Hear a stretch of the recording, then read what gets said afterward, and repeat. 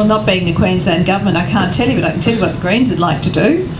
We see that there is a real need in the small business community for support systems. So we would be setting up 80 groups, places across the state where you could take your problems when you begin your business, when you're exiting your business, when you have issues with taxations, issue with workplace and staffing arrangements. They would give you the help. Then we would also cite in the legal areas, we would cite legal experts in there to actually give you legal support as well, because a lot of the time we go in with a dream and not much idea of what the hell we're doing. So I know that 75%, for example, of all exit leases are a disaster.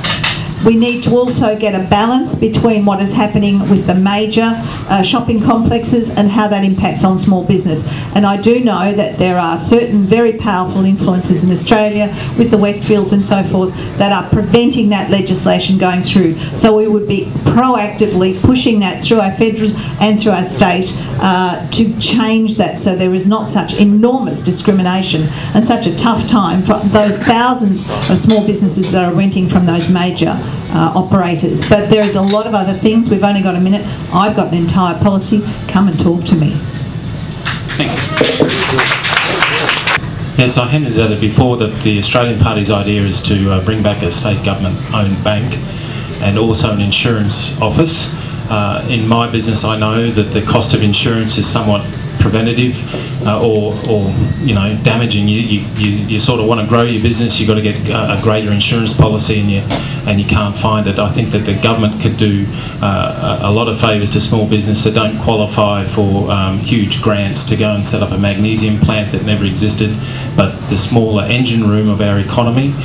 We're the highest credit providers in our economy. I've always got 80 or 60 grand out on invoice all the time. One of the provisos of our policy is with the state government-owned bank. I don't know if anyone's gone to a financial institution to try to franchise their invoices. That is, that they've supplied and they've got to wait for 30 days. That cash flow crunch that you cop all the time.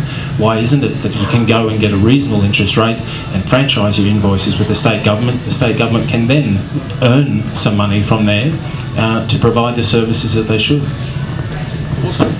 In the last budget, we introduced, with the support of the Australian Industry Group and indeed the Queensland Chamber of Commerce and Industry, a Small Business Commissioner who's been tasked with providing direct support and a framework for support for small businesses into the future. That person was appointed at the end of last year and has been in the job now for a couple of months, and that person will continue under a re-elected Labor government.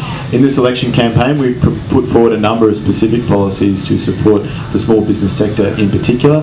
To mention just a couple, as I did earlier, the Young Entrepreneurs Program, which is about providing grants of up to $20,000 for young entrepreneurs with seed capital to put forward their views about forming a business and to take it forward. And the What's Your Big Idea program, which is being expanded out to grants up to $100,000 to support the commercialisation of projects and new ideas, again on the innovation agenda, where we know the way that you grow economies into the future is to support innovation.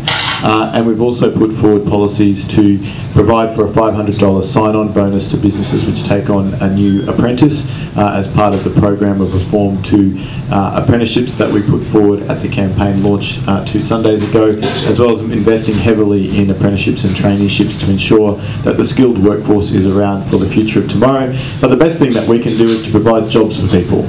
Because ultimately, when you provide jobs, then people have an income, the dignity of life, and the ability to spend $1 in a small business. That's why we've delivered 88,000 jobs in this term of government. It's why we continue to deliver jobs in the economy, while the states under Liberal and National Party rule in New South Wales and Victoria continue to shed them.